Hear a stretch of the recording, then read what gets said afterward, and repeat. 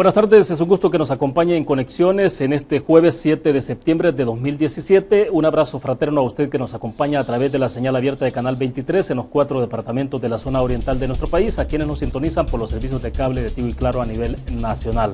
Usted nos encuentra también en las plataformas digitales, en la transmisión simultánea, en el Facebook, en el fanpage TVO Canal 23, en el de Luis Salgado, también en la cuenta de Twitter, a través de Periscope estamos transmitiendo la entrevista. Y tiene una tercera opción, si usted desea puede descargar la aplicación TVO Canal 23 desde su smartphone y entonces nos acompaña en cualquier país en el mundo. Antes de presentarles a nuestro invitado, recordarles a ustedes de las noticias más importantes que han estado en agenda, pero sobre todo, en esta oportunidad quiero mostrarles las noticias que tienen que ver con el tema que estaremos abordando en la próxima hora. Lo tenemos ahora en pantalla. Donald Trump elimina el DACA y lo deja en manos del Congreso. Esta información que se conoció inmediatamente después de que hubo esa decisión en Estados Unidos. Este es el comunicado que circuló, esto justamente el día del anuncio, el 15 de agosto de este año, cuando la Embajada norteamericana en nuestro país decía que por disposición del Departamento de Seguridad Nacional de los Estados Unidos, desde ese día, o sea el 15 de agosto, quedaba cerrado el programa de admisión condicional del programa de procesamiento de refugiados para menores centroamericanos, CAM por sus siglas en inglés, y en El Salvador, y Guatemala y Honduras. A través del CAM, decían, vigente desde el 1 de diciembre de 2014, se examinaban los casos de menores de edad con parientes con estatus legal en Estados Unidos. Continuaba la información sobre esto. Después teníamos información ya en la prensa gráfica también más reciente, justamente de este jueves 7 de septiembre. Los Dreamers, dice, deben preparar salida de Estados Unidos, dice la Casa Blanca. El discurso público de la Casa Blanca difiere con un documento que envió de forma interna. La dinámica sería la misma que usó para los haitianos con TPS, a los que les dio 6 meses para salir del país. The New York Times subió esta información este día, dice, este no es el fin. Los beneficiarios de DACA dicen que no se rendirán. Eso es un poco también ya las reacciones locales. Diario El Mundo publica esta información, dice, el Partido Alianza Republicana Nacionalista Arena a Estados Unidos con gobierno del FMLN por TPS. Diputado de Arena viajarían la próxima semana junto al ministro de Relaciones Exteriores, Hugo Martínez. Mientras tanto, la Fundación Salvadoreña para el Desarrollo Económico Social, FUSADES, que ve riesgo económico y sube por DACA y TPS. O sea, esos dos programas estarían generando algún impacto. De hecho, este mismo día FUSADES ha dado alguna conferencia de prensa para dar un informe específico sobre esas implicaciones para nuestro país.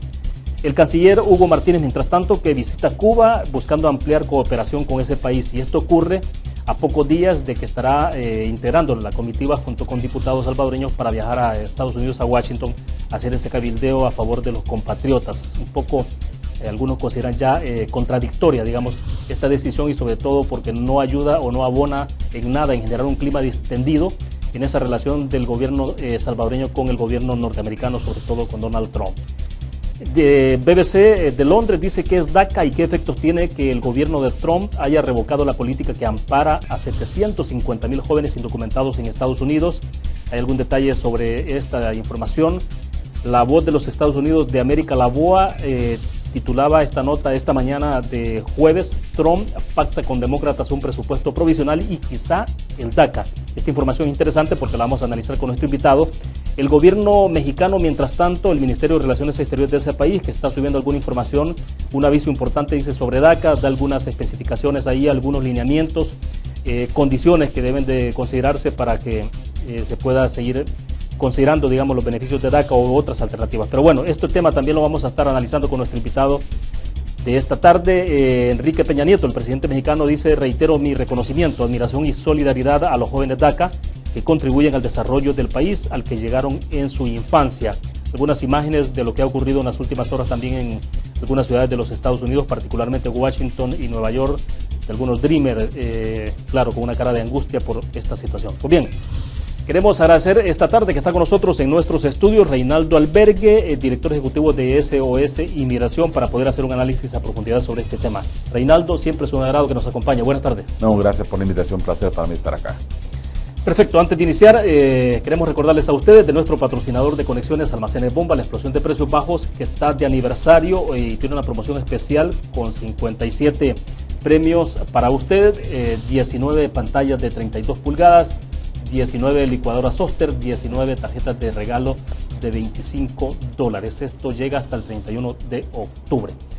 Dicho esto, Bien, Reinaldo, me interesaría que hiciéramos en el transcurso del desarrollo de la entrevista como dos grandes bloques, digamos. El primero que tiene que ver con el impacto humanitario de esta disposición en Estados Unidos y la otra quizás un poco la parte económica, sobre todo porque esto parece que se está configurando, no sé si decirlo así, pero una especie de ola, la tormenta perfecta, ¿no? TPS con el tema de DACA, que son dos situaciones. Decía, temprano de este día, Fusades ha dado alguna conferencia de prensa haciendo un análisis del impacto económico que esto puede tener si se configura tal cual está planteado. Pero hablemos un poco en principio, porque la idea también de esto creo yo que es relevante, es un poco cómo orientar a la población en este país, decirles qué es el DACA, pero cuáles son las implicaciones que tiene y sobre todo las luces que hay de cómo se puede salir adelante, digamos, en medio de esto. Claro. Bueno, yo soy optimista, yo creo que el DACA va a terminar en buenos términos, ¿verdad? ¿Por qué? Porque tendría que ser como fue.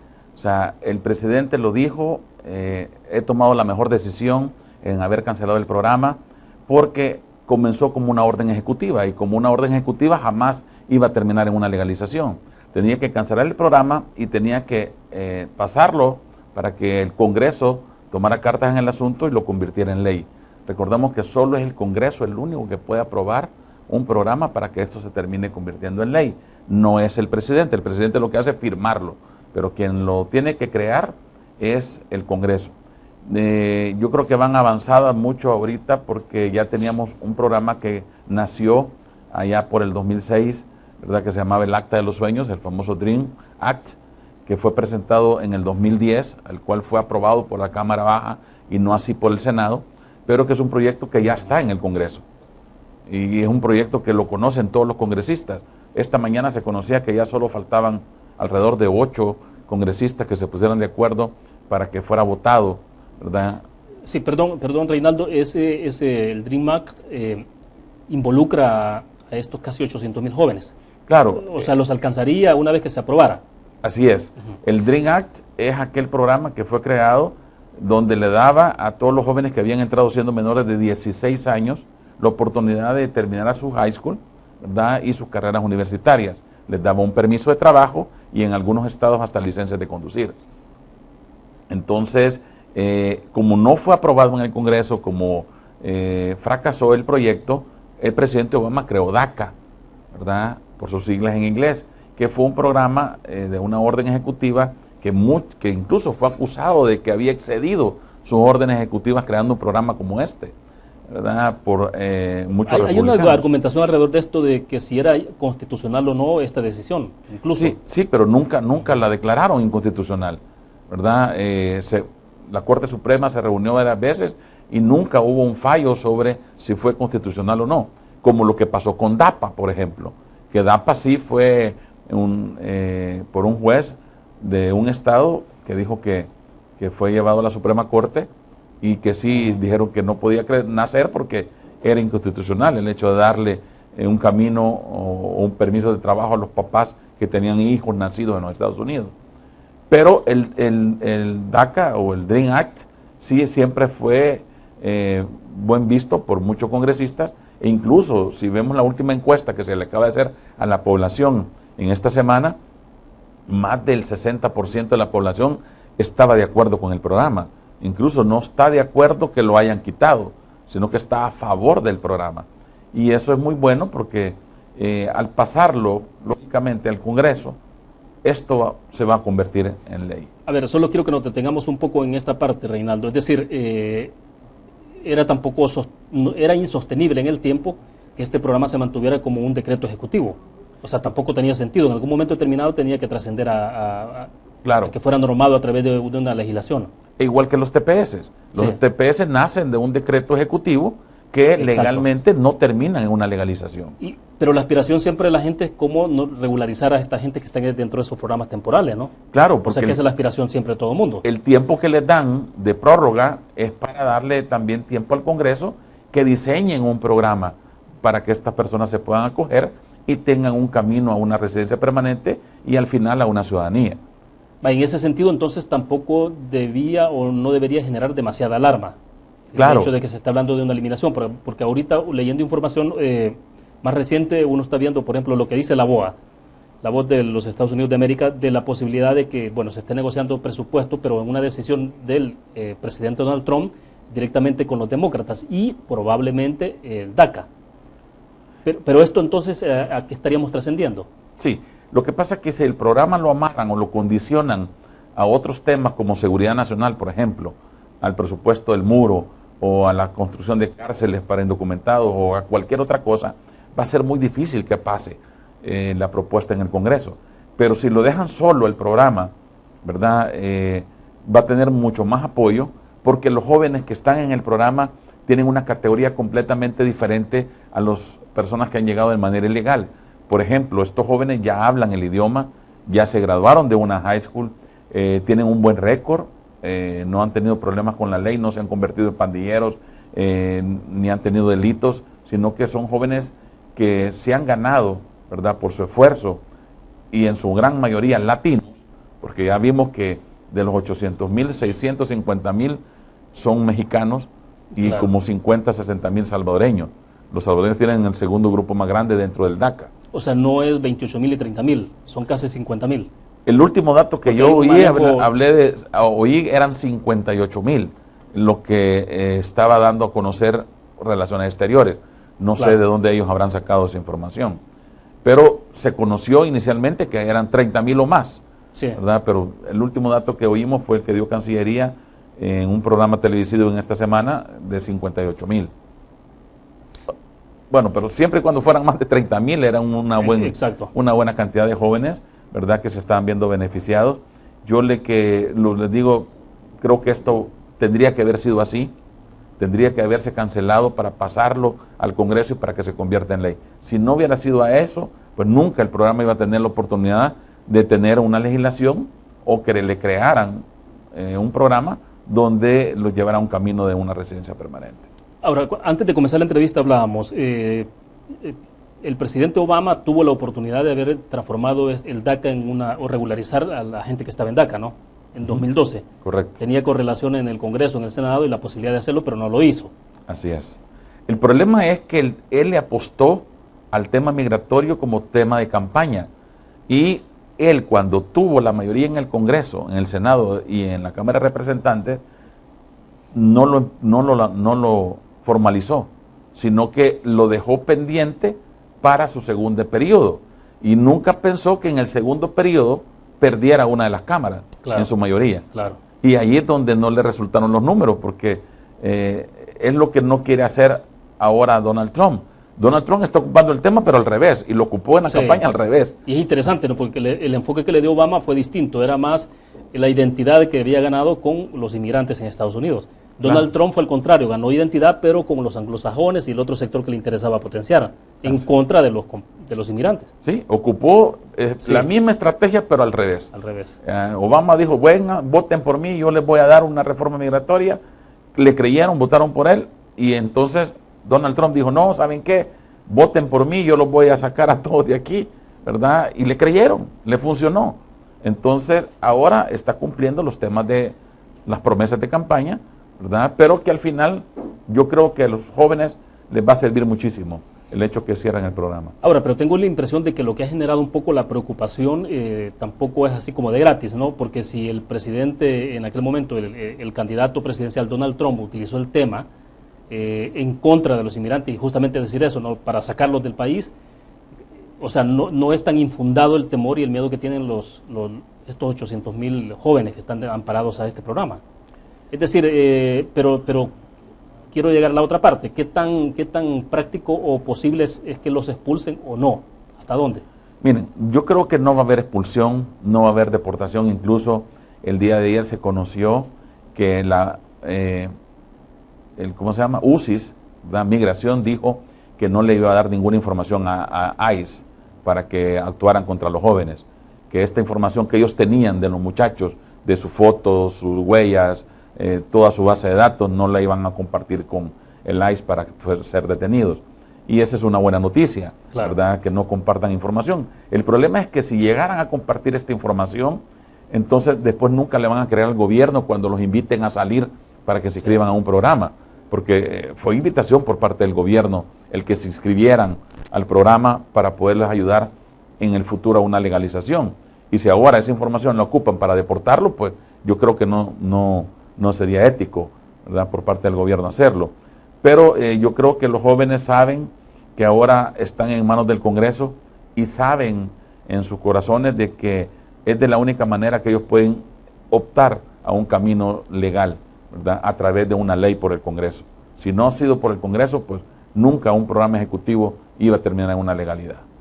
A ver, vamos a ver si podemos mostrar esta imagen que tenemos proyectada en pantalla, Reinaldo, porque esta es una información reciente. Debo entender que esto ocurrió ayer por la tarde o sería hoy temprano por la mañana, pero es una fotografía que subió La Voz de los Estados Unidos de América, VOA, donde el presidente Donald Trump está acompañado de Mitch McConnell, Chuck Schumer y Nancy Pelosi en la Casa Blanca. Dicen ahí que no aparece la foto de Paul Ryan, que también estuvo presente, pero aquí el tema ¿cuál es? Es que el presidente Donald Trump, dice, pactó directamente con el liderazgo demócrata el financiamiento del gobierno federal durante los próximos 3 meses, ignorando las posiciones de su propio partido y la de su secretario del Tesoro, Steven Mnuchin.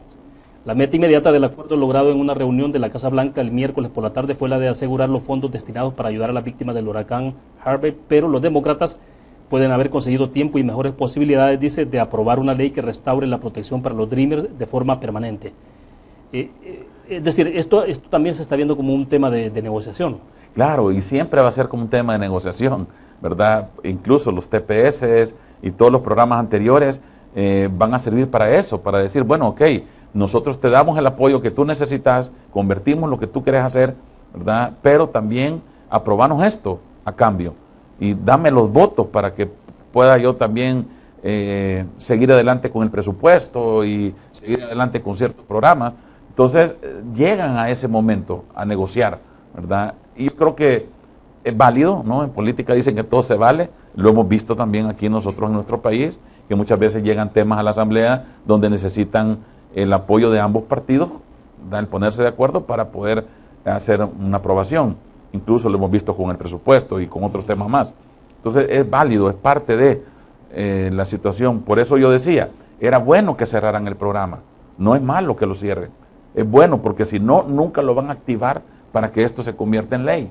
Necesitan que el Congreso lo tome, ¿verdad? Y lo discutan y se pongan de acuerdo, como lo están haciendo en estos momentos, con todos los líderes comunitarios, con todos los líderes del Senado, con todos los líderes que tengan que ver en una decisión, para que el programa sea realmente convertido en ley. De lo contrario, el programa no iba a caminar. Ahora, ¿cómo hacer entonces para ir generando un poco de certidumbre y bajando un poco la tensión, la preocupación, que es válida también que la tienen los jóvenes en Estados Unidos que están amparados a este programa? Entonces, ¿cómo hacer para que eso vaya disminuyendo y la tensión? Porque, bueno, hemos visto que incluso hubo concentraciones, incluso detenciones de algunos jóvenes en el contexto de esas movilizaciones y claro, los ánimos se han estado caldeando un poco, ¿no?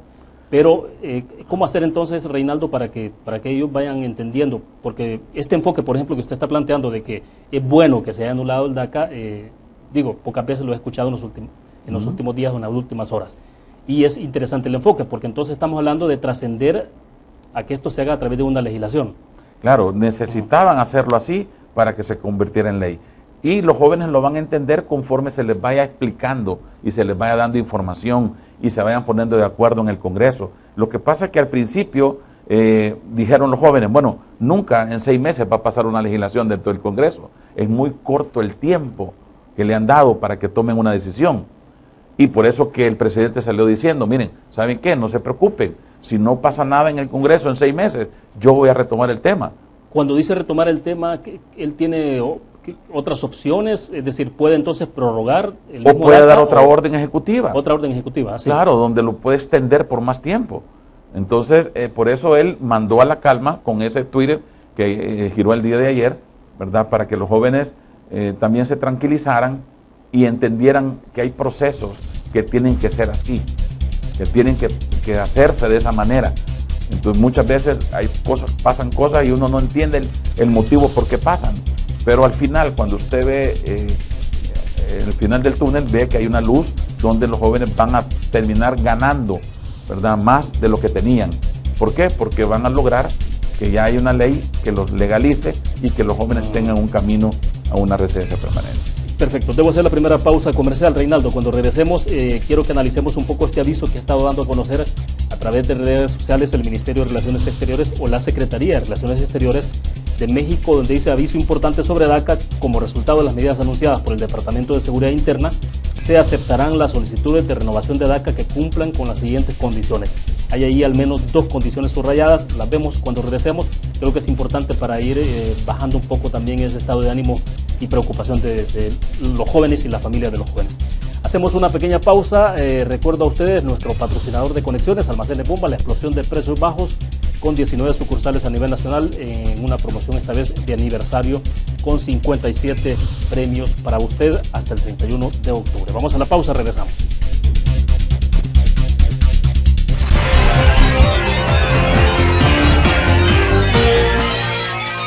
CACU de RL, 49 años rumbo al medio siglo, mejorando tu vida.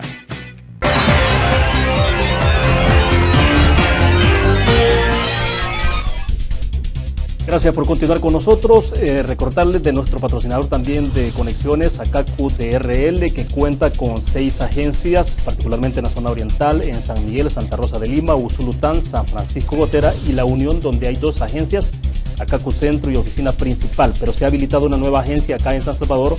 Esto es sobre la Quinta Calle Poniente, en el Centro Comercial Capitán General Gerardo Barrios, entre la 7ª y 9ª Avenida Norte en esta capital. Pues bien, Reinaldo, hablemos un poco de recomendaciones, de información, de cómo se puede orientar a nuestros jóvenes y a la familia de los jóvenes que están amparados al DACA, a la luz de este anuncio que ha hecho el gobierno mexicano, porque ahí hablan de cuáles son las condiciones para que se pueda aceptar solicitudes de renovación de DACA. Pongo este ejemplo porque tengo la impresión, y usted me dirá, que aplica para todos los que están amparados al programa. Para todos los Dreamers. Bueno, hay que entenderlo despacito. Aquí hablan de 2 cosas diferentes. Sí. Una es el programa DACA y los otros son los permisos de trabajo. Los permisos de trabajo que se han otorgado duran por 2 años. Por eso están invitando que toda la gente que se les va a vencer sus permisos de trabajo entre el 5 de septiembre y el 5 de marzo del 2018, metan sus aplicaciones antes del 5 de octubre, que fueron 30 días después del anuncio oficial, para que sus permisos de trabajo tengan una vigencia por 2 años y estén tranquilos hasta el 2019, ¿ya? Pero eso estamos hablando de permisos de trabajo, por eso se les anuncia. Claro. Y otra cosa es a los que tienen su DACA, que va a expirar entre el 5 de septiembre del 2017 al 5 de marzo del 2018, ¿verdad? Para que puedan presentar sus renovaciones. El programa ya se anunció que termina hasta el 5 de marzo, el programa, pero los permisos de trabajo usted los puede todavía someter antes del 5 de octubre para que gane tiempo. Como decía un joven ayer, a mí me va a ayudar muchísimo porque yo me voy a graduar en diciembre de médico, ¿verdad? Y el programa termina hasta en marzo. Por lo menos si algo llegara a pasar, mi carrera la pude terminar. Claro, claro. Incluso aquellos que están con buenos empleos y metan sus solicitudes, ¿verdad? Antes del 5 de octubre van a poder tener un permiso de trabajo que se les va a vencer hasta 2019. Entonces, por lo menos van a tener tranquilos que hasta el 2019 van a estar protegidos con un permiso de trabajo, ya no con el programa DACA, ¿verdad? Desaparece, como lo que les pasaría a los TPS, que cuando se termina el TPS, la gente llega a recuperar su estatus anterior, así dice la ley. Cuando termina un programa, usted recupera el estatus anterior. ¿Cuál era mi estatus anterior antes de meterme al TPS? Ilegal. Entonces vuelvo a ser ilegal otra vez. Ahora, pero es interesante porque este tipo de información poco se ha conocido en el país. Claro. Yo creo que, digo, como recomendación, quizás es importante que el gobierno localmente pueda generar una campaña intensa sobre esto, ¿no? Los consulados son los primeros. Y allá en Estados Unidos, desde luego, que lo más importante. Por eso hay que haber capacitación tanto en el call center que tenemos acá, porque el problema es que la gente llama al call center y pregunta, pero si los que están contestando no saben de la información, solo le van a leer eso, pues no le van a poder explicar. Entonces hay que hacer una campaña tanto de concientización a los que están aquí como a los consulados nuestros que están en todos los Estados Unidos para que puedan ayudar a la gente y la puedan orientar. Ahora bien, hablemos del otro programa, TPS, porque son 2 cosas distintas, ¿no? Entonces, TPS, la inminencia de que se suspenda o no con el antecedente de otros países beneficiados, ¿cómo se está viendo en perspectiva? Miren, hay que tener claro que la línea del presidente Trump es completamente diferente a la línea de Obama. Él lo dijo antes de tomar posesión. Voy a revisar cada uno de los programas que están abiertos y dependerá de la buena relación que yo tenga con los países si vamos a renovarlos o no los vamos a renovar. Muestra de ello, Haití. Haití fue valorado, acuérdese que esto entra a una valoración por gente de su gabinete. Ellos creyeron que Haití ya se había recuperado en 7 años. Haití se le dio TPS por los terremotos del 2010. Ellos dicen ya estamos en el 2017, consideramos que Haití ya no necesita más su TPS, ya pueden regresar a su país porque ya el país se recuperó. Si nos aplican la misma dosis a nosotros y revisan que a nosotros nos dieron TPS en el 2001 por los terremotos y que ya tenemos 17 años de estar después de los terremotos, pues pueden decir, bueno, creemos que El Salvador ya se recuperó de sus terremotos, creemos que la gente ya pueda regresar a El Salvador. Ese podría ser uno de los análisis que puede hacer el grupo. Entonces, dependerá de la buena relación que tengamos con los Estados Unidos para saber si podemos buscar una renovación o no. Sí, a eso quería llegar un poco. Sí depende mucho, porque es una voluntad del Ejecutivo, ¿no? Correcto. En este caso, de la decisión depende única y exclusivamente del presidente Donald Trump. Sí, ahí no tiene nada que ver el Congreso. Vaya, pero entonces sí depende también, para bien o para mal, de un poco el estado de ánimo del presidente. Y de las buenas relaciones que tenga El Salvador con ellos. Y de las buenas relaciones que hay con ese país. O sea que es imposible desvincular la parte estrictamente política de relaciones, de diplomacia, en este caso de TPS. Acuérdese que cada gobierno tiene su propia línea, cómo quiere manejar el tema migratorio y su política exterior. Así como El Salvador tiene su línea de cómo manejar su política exterior, también el partido de que está en el gobierno tiene su propia línea o su propia política. Entonces lo que hay que tener cuidado es de lo que vaya a pasar de aquí a enero, que vamos a tener el anuncio oficial, para saber qué podemos lograr con los Estados Unidos, si puede haber un acuerdo, si nos pueden considerar. Va a ser muy importante, William, lo que pase este mes de septiembre. ¿Por qué este mes de septiembre? Porque en este mes van a dar el anuncio oficial si le van a renovar a Nicaragua y a Honduras, si los van a tratar por igual a Nicaragua y a Honduras, porque a ellos se les vence en noviembre su TPS, y el anuncio oficial se tiene que dar 60 días antes, o sea, hoy, este mes. Exacto. Entonces, depende cómo se valore a Nicaragua y a Honduras, va a ser una antesala para nosotros de lo que nos va a pasar en enero. Lo que pasa es que ahorita no podemos correr todavía porque de aquí a enero pueden pasar muchas cosas.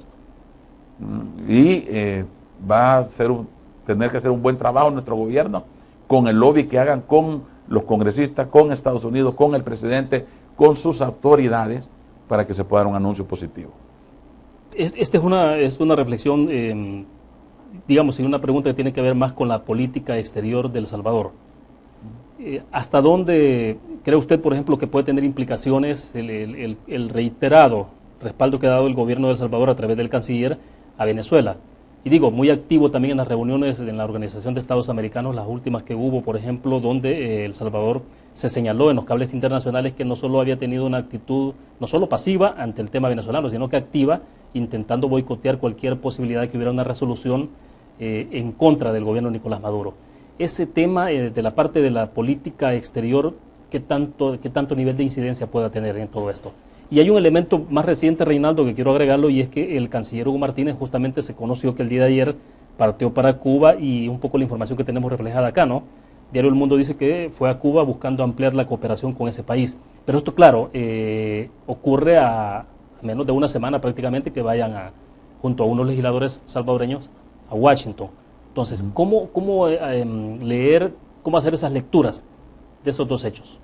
Es bien difícil, pues, porque acordémonos que hay senadores muy cercanos al presidente, como Marco Rubio, por ejemplo, que es uno de los senadores que está muy de cerca, que muchos dicen le habla al oído al presidente, tiene mucha influencia con el presidente. Y se supone que para América Latina Marco Rubio es el interlocutor que tiene Donald Trump. Es el que ha asignado para América Latina. Correcto. Entonces, y hemos conocido, por todo lo que se ha visto, que las relaciones con Marco Rubio no han sido muy buenas por parte del partido de gobierno. Entonces, cuando tú necesitas llegar a pedir que te ayuden para que te puedan darte un programa, pero los hechos no abonan, ¿verdad? Entonces se les pone cuesta arriba, muy difícil para el gobierno el poder llegar a pedirle a este tipo de congresistas, miren, ayúdenme con el presidente, convénzanlo, échenme la mano, ¿verdad? Que nos puedan... Si lo que yo estoy haciendo no va acorde con lo que estoy pidiendo. Entonces, por eso hay que tener cuidado. Y aquí, como es un tema de país, el tema es un tema nacional, el tema migratorio de los compatriotas que tenemos en Estados Unidos, con 190,000 salvadoreños con TPS, creo que el gobierno tiene que hacer una estrategia en conjunto, ¿verdad?, con los demás partidos que tal vez tengan una excelente relación con otros congresistas, de decir, miren, hey, empujemos todos juntos esto, no solo nos lo dejen solo nosotros, ¿verdad? Porque entonces no vamos a lograr conseguir algo para los salvadoreños.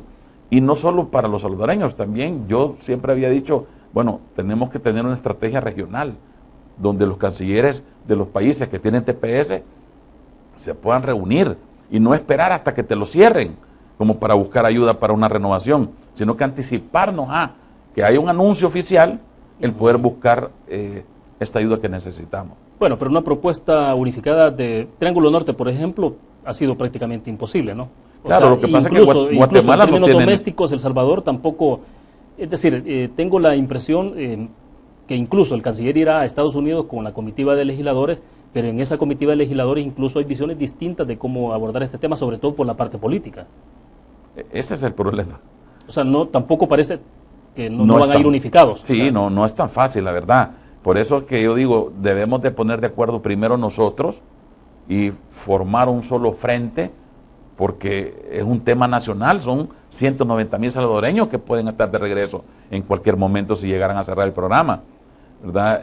Por eso es que tienen que hacerle frente y buscar entre todos los partidos nuestros una estrategia que pueda ayudarnos a conseguir la ayuda necesaria ante el presidente, porque aquí influye mucho, como la decisión es del presidente, influye mucho la evaluación que hagan de los del TPS, influye mucho de la evaluación que hagan del país, influye mucho de los acercamientos que tengan por parte del Congreso, de su mismo partido o de los demócratas.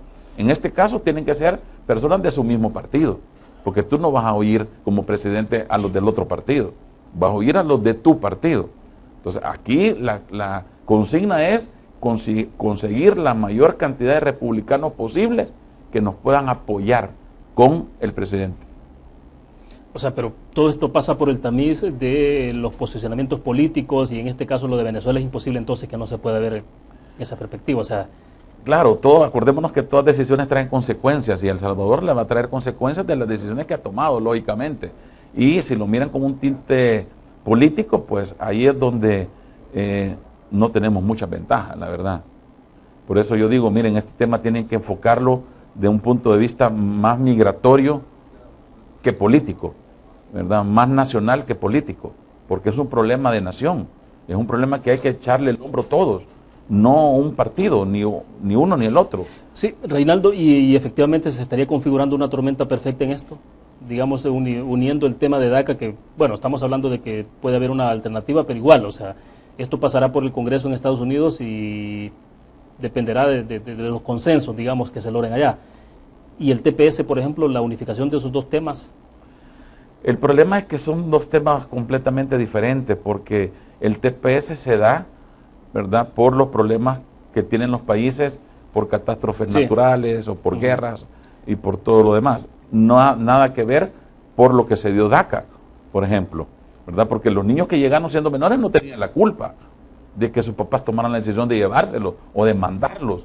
Algunos niños ni se imaginaban qué es lo que estaba pasando, ¿verdad? Ellos creían que iban de viaje. Entonces, por eso que la razón de ser de cada uno de los programas es completamente diferente, y por eso los van a ver y los van a evaluar diferentemente. Ojalá, yo decía ayer, la única manera que nosotros podemos salir beneficiados como salvadoreños es que se dé una reforma integral. De lo contrario, que abarque a todos, a los que entraron ilegalmente, a los que tienen TPS, a los que tienen hijos nacidos en Estados Unidos, a todos, a los que están bajo el DACA, ¿verdad? Una reforma integral sería lo justo, ¿verdad?, para abarcar a los 11 millones de personas. No sé si Estados Unidos está en el momento correcto de poder aprobar un proyecto como ese. Sí, porque esto inevitablemente pasa por el consenso de republicanos y demócratas. O sea, no hay otra forma en este momento. Tiene que ser bipartidista. O sea, la correlación que hay en las cámaras, en el Congreso, en el Senado, tiene que ser entonces bipartidista. Si no es un proyecto bipartidista, jamás va a poder pasar en ninguna de las dos cámaras. O sea, si tiene que ser un proyecto consensado, evaluado, presentado por ambos partidos, porque ninguno de los dos va a dejar que el partido en contra se lleve los laureles, ¿verdad? Entonces tiene que ser un proyecto consensado y presentado por los dos partidos para que pueda tener por lo menos el apoyo necesario para pasar. Acuérdate que cuando se presenta un proyecto en Estados Unidos, tiene que ser aprobado por la mitad de la bancada, por más del 50% de la bancada, para que sea presentado y sea discutido. Si la bancada misma del partido no está de acuerdo, no puede pasar a discusión. Ahora, Reinaldo, ¿hay o no una tendencia en Estados Unidos orientada a ir disminuyendo a tratar de ir, obviamente, a cerrar todas las puertas posibles para que continúe llegando más inmigrante? Digamos, es una tendencia clarísima, ¿no? Si no estaba toda la discusión abierta sobre el muro que se iba a instalar México, Estados Unidos, que al final no se sabe quién lo paga, pero igual, o sea, las intenciones están. Y evidentemente entonces todo apunta en la política norteamericana orientada a ir bloqueando más el paso para el ingreso de inmigrantes, de indocumentados sobre todo. Pero, o sea, esa tendencia se va a mantener, ¿por qué? Porque la capacidad, digo, la demanda, la demanda fue superada por la oferta de mano de obra, por ejemplo.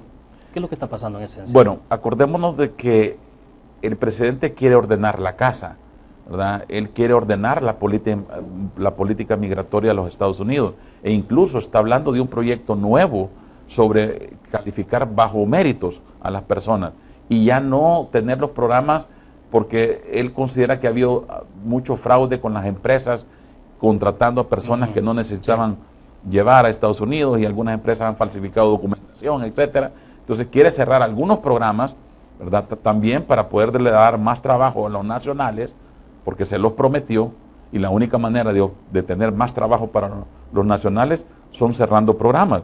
Y uno de ellos en la lotería de visas, por ejemplo, ¿verdad?, que están llevando 65,000 personas de todo el mundo, seleccionadas lógicamente al azar por un programa que se llama Lotería de Visas, el cual él cree que estos programas le están quitando trabajo a los norteamericanos. Ahora, pero eso obligará a las empresas a pagar mejores salarios, digo, porque un norteamericano como tal, un anglosajón, no necesariamente va a aceptar ganar lo que gana un compatriota. Claro, y al final de todo vas a ver que esto va a traer mejoras, ¿verdad? Porque también las personas que califiquen bajo puntos no van a llegar por un salario poco, digamos, ¿verdad?, que le estén ofreciendo una empresa.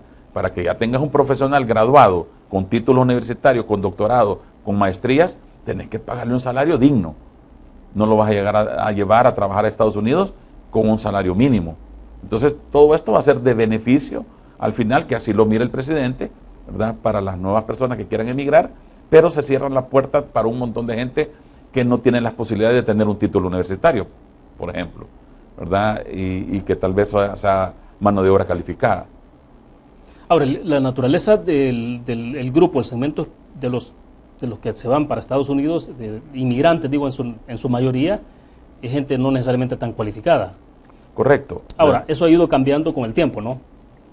Porque ahora es más común saber de gente profesional que está emigrando hacia Estados Unidos y otros países en Europa, por ejemplo, pero sigue siendo una cantidad pequeña. Sí, claro, la cantidad que tenemos nosotros de gente capacitada o con título universitario es muy reducida comparada a la cantidad que emigra todos los días, pero por la falta de trabajo, por la situación de la delincuencia o por reunificación familiar. Y ellos, acordémonos que ven a los Estados Unidos como el país de la oportunidad, ¿verdad? Allá sí voy a tener trabajo, allá sí voy a poder mantener a mi familia, desde allá sí voy a poder mandar dinero a mi país. Entonces, por las oportunidades que existen. Porque hay que reconocer también que los anglosajones o norteamericanos no quieren hacer el trabajo de los migrantes, por ejemplo, ¿verdad? En la parte de la construcción lo puedes notar, en la parte de la agricultura lo puedes notar, entonces en la parte de servicios se nota bastante también. Ahora, tiene que ver mucho con el salario. Claro, con el salario y con el tipo de trabajo, ¿verdad? Sí, muy pesado y poco remunerado. Así es. Y muchas empresas se benefician de la mano de obra barata también, porque tienen mucho más ganancias. Entonces, este es un estir y encoge que hay sobre la oferta y demanda que en algún momento lo van a solucionar. Ahora, pero ahí es donde los republicanos tienen que sopesar todo eso, ¿no? Porque también hay empresas que sobreviven en Estados Unidos justamente por eso. Claro. Porque los salarios que pagan no son muy buenos y, bueno, mano de obra barata, pues. Que no la dan ya dijimos, los sajones. Así es. Y es lo que ha reconocido digamos, el alcalde de Nueva York. La mano de obra que llegó latina y el comercio que se llegó a desarrollar. Y él dice, mira, la economía mejoró en nuestro estado por la venida de los migrantes, ¿verdad? Y a muchos no les ha gustado ese reconocimiento. Pero hay que ver que los latinos han montado negocios, comedores, pupuserías, ventas de comida, etcétera. ¿Quién te prepara la casa? ¿Quién te limpia el jardín? ¿Quién te pinta la casa? Etcétera. Entonces, ya no son, antes eran norteamericanos, ahora ya no, son nativos. Claro. Tengo que hacer una pausa comercial. Cuando regresemos al cierre, Reinaldo, hablemos un poco sobre las posibilidades que da, porque al final de cuentas lo que uno tiene claro es que posiblemente no sea un impacto tan catastrófico como se puede estar planteando lo que viene, pero el hecho es que sí puede haber más deportaciones. Un aumento en las deportaciones y entonces hasta dónde un país como el nuestro, que depende de su economía fundamentalmente de las remesas, puede prepararse o no ante una situación como esa. Ya lo hemos hablado en el pasado, pero bueno, hoy que lo estamos viendo más cerca de esto, creo que es importante hacer nuevamente la reflexión. Vamos a una pausa, regresamos con más. ACACUT RL, 49 años rumbo al medio siglo, mejorando tu vida.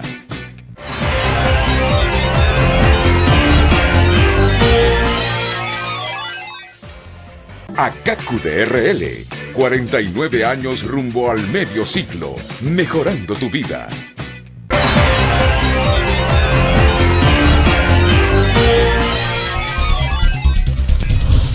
Bien, dediquemos los últimos minutos a hacer esta reflexión. Obviamente hablamos la parte estrictamente humanitaria en los segmentos anteriores de la entrevista, Reinaldo, pero es decir, al final la vinculación es directa, ¿no? Porque la parte económica tiene que ver con la situación de la familia, con las condiciones de pobreza o no de quienes tienen un compatriota en Estados Unidos. Y Fusades, que justamente ha dado conferencia de prensa este día haciendo un análisis estrictamente sobre la parte económica, ¿no? Del impacto que puede tener esto. Pero Diario El Mundo, por ejemplo, anticipaba para la edición de este día alguna información de Fusades y decía que ellos ven un riesgo económico, que más bien el riesgo económico sube por el DACA y el TPS, pero ahí Pedro Argumedo, el investigador de Fusades, dice, ¿y qué pasa si comenzamos a recibir 5.000 y 10.000 personas deportadas y no hay empleo? Hay pésimas políticas públicas para proveer empleo formal. Hablemos de esa parte. Es imposible estar preparado al 100% ante una situación como esa. Y venimos hablando desde hace tiempo, ¿no? Que va a llegar un momento en que va a disminuir la cantidad de remesas que se envían y desde luego puede haber un aumento de deportados. ¿En qué escenario estamos? Bueno, lo que pasa es que nosotros los salvadoreños siempre reaccionamos hasta cuando el problema lo tenemos encima. Sí. Yo creo que no hemos diseñado ningún programa especial donde podamos acoger a esa cantidad de personas si se llegara a dar el caso de que sean deportadas y sean regresadas al país de origen. Creo que va a colapsar muchísimo, ¿verdad? Porque primero no hay trabajo actualmente aquí como para recibirlos. Puede ser que se creen varias oportunidades nuevas. No sé, eso lo vamos a saber hasta que estemos en el problema, ¿verdad? Dentro del huracán. De lo contrario no lo vamos a saber. También acordémonos que nosotros dependemos mucho de la estabilidad de estas personas en los Estados Unidos.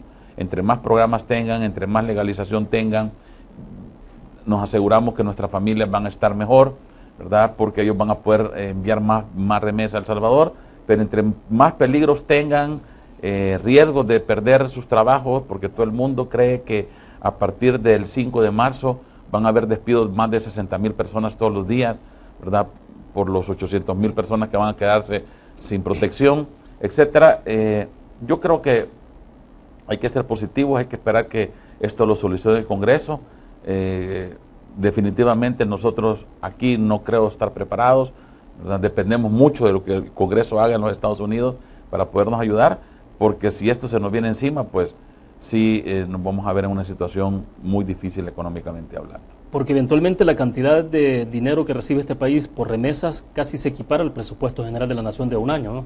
Así es. O sea, estamos a esos niveles. O sea, cualquier variación que pueda haber o de disminución de envío de remesas tiene un impacto fuertísimo sobre la economía. Claro, y mucha gente sabe que nosotros dependemos de la remesa que nuestros compatriotas mandan, que estamos siendo sostenidos económicamente hablando por ellos, y es la verdad, están cubriendo para hacer el presupuesto nacional, y ya son más de 4.000 millones de dólares que mandan todos los meses a El Salvador.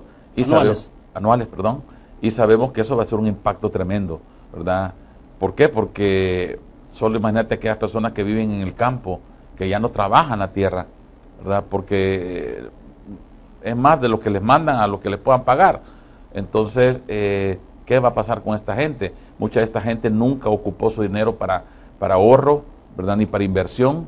El 90% sabemos por las encuestas se ha ido a gastos completamente.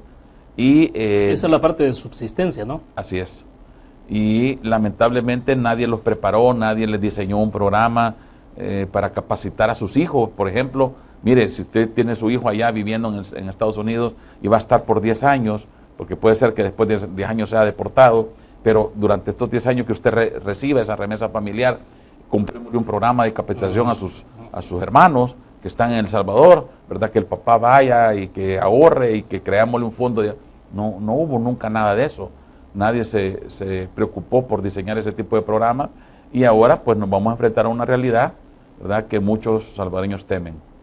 Ahora, que programas locales podrían ser interesantes en términos, por ejemplo, piensa uno de cómo generar aquellas condiciones para que los compatriotas que puedan venir al país deportados y aprendieron algún oficio especializado puedan ser útiles en este país. Claro. Que les genere un ingreso para la subsistencia de su familia, etcétera. Pero eso implicaría tener programas específicos orientados para ciertos rubros quizás, ¿no?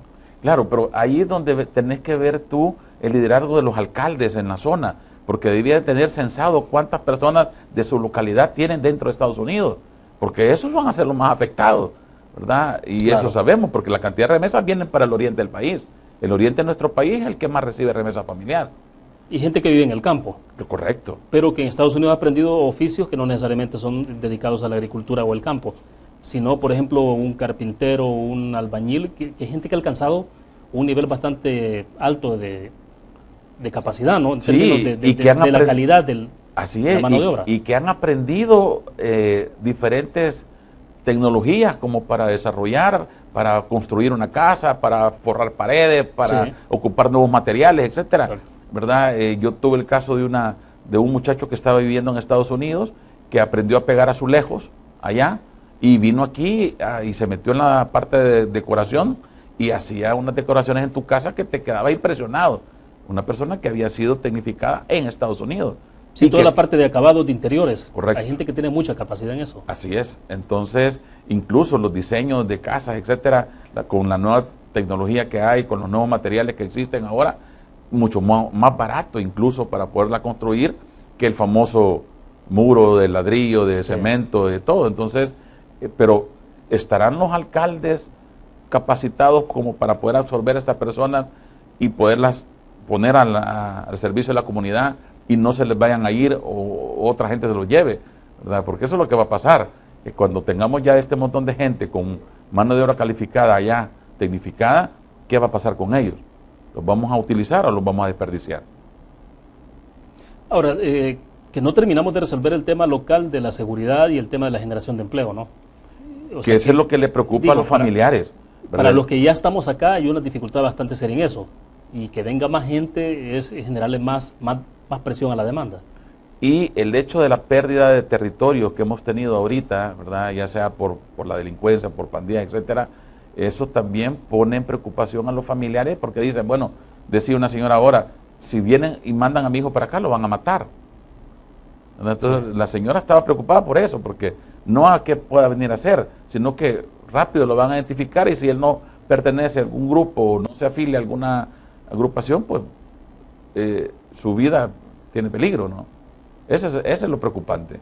Entonces, bueno, pero vamos a ver qué va a pasar. Ojalá que estos programas no terminen en deportaciones.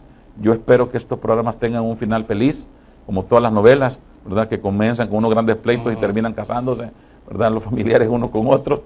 Yo creo que hay que trabajar mucho, ¿verdad? El gobierno tiene que aceptar tener alianzas estratégicas con las comunidades en los Estados Unidos para que puedan ayudar que esto termine en una ley, en una legalización y en una reforma migratoria. Ahora, debo entender que eventualmente en los últimos, ¿qué sería? 5 meses más o menos, la cantidad de deportados tampoco ha aumentado. No, se ha O sea, mantenido. parece que se ha mantenido. O ha disminuido o se ha mantenido, pero no ha aumentado. Claro, no ha aumentado ni ha disminuido tampoco, sino que se ha mantenido. Se ha mantenido. Ajá, conforme la cantidad de gente que sigue migrando. Acuérdate que la migración es un derecho. Todos tenemos derecho a migrar donde querramos estar. El que no tengamos documentación para estar legales es una cosa, pero el derecho a migrar es completamente diferente. Ahora, pero la parte de comportamiento de las deportaciones ha sido igual para los países centroamericanos. Últimamente sí. O sea, a pesar de toda la ola que se generó con la llegada de Donald Trump y toda la xenofobia y todo eso, a pesar de todo eso. Sí, o sea, la gente siempre ha seguido migrando. Lo que pasa es que el problema social nuestro no ha terminado. Tenemos problemas sociales en los países del Triángulo Norte, por ejemplo. Todos sufrimos con la delincuencia, con toda la corrupción, con todo lo que está pasando, con las extorsiones, etcétera. Entonces, la gente ha seguido emigrando, no ha parado de emigrar. No ha habido hasta ahorita un cierre total a la migración, y eso lo puedes comprobar todos los días de la cantidad de gente que sale, ¿verdad? Y también lo puedes comprobar de la gente que está haciendo de vuelta desde México para El Salvador y algunos de Estados Unidos. Ahora, y a pesar de que el riesgo y las dificultades para poder pasar hacia Estados Unidos han aumentado. Claro, porque porque cada vez es más difícil, ¿no? Así es, cada vez se está poniendo más peligroso, hay bandas nuevas, ¿verdad? Ya la gente la ocupan como mercadería, ¿verdad? También como mulas en otros casos, etcétera. Entonces ya se está convirtiendo más caro el hecho de querer emigrar a los Estados Unidos de manera ilegal. Por eso nosotros siempre aconsejamos, no tomen esa decisión, piénsenlo primero, especialmente con los niños, que es lo que más duele, porque puede ser la última vez que tú lo mires, el hecho cuando tomas la decisión de mandarlo. No sabes qué le va a pasar al niño en el camino. Reinaldo, ¿y la posibilidad de construcción del muro realmente es factible, viable? ¿Es posible eso? O, bueno, una cosa es que se construye el muro físico, pero otra es hasta dónde eso puede de verdad disuadir la inmigración. Bueno, yo creo que también es parte de la estrategia de mantener a las personas que tienen la intención de emigrar de manera legal. Porque si nos ponemos a ver, ahorita ya tenemos varios muros, ¿verdad? El primero es que tenés, económicamente hablando, de que no tenés dinero para poder pagar. El segundo es la tecnología que ahora está a disposición, ¿verdad? Claro. En las fronteras, que también te pueden controlar mucho más fácil que antes, ¿verdad? Y tercero, pues, ese impasse de querer viajar hasta allá, de las dificultades que te ponen en el camino y de lo que te puedes llegar a encontrar en el camino, ¿verdad? Ya todo eso ya es un muro, pues. El hecho de que te violen, el hecho de que te maltraten, te golpeen, te asalten, etcétera, y termines perdiendo la vida. ¿Cuánto se supone que gasta una persona que decide irse, claro, utilizando el canal de un coyote y todo eso? O sea, ¿hasta cuánto? Yo he escuchado por ahí que se pagan $6,000, $10,000 por alguien que te pueda llevar a los Estados Unidos. ¿No? Claro, es una cantidad. Yo con ese dinero pusiera un negocio, pero depende de la prioridad de la gente, ¿no? Hay gente que tiene que vender su ganado o sus cosechas, etcétera, o pagar altos precios para que la gente pueda emigrar, y creen que en el futuro pues estas personas lleguen a tener, que ese es el sueño de todos, en algún momento se puedan legalizar en Estados Unidos. Bueno, seguiremos hablando más adelante, Reinaldo, porque este tema obviamente no se acaba con una entrevista y además es un tema que va para muchos años, sin duda alguna. Así que gracias por compartir con nosotros, muy amable. Gracias a ustedes por la invitación. Perfecto, terminamos de esta forma Conexiones, gracias a ustedes que nos acompañaron. Nos vamos a ver mañana, viernes 5 de la tarde en punto. Buenas tardes.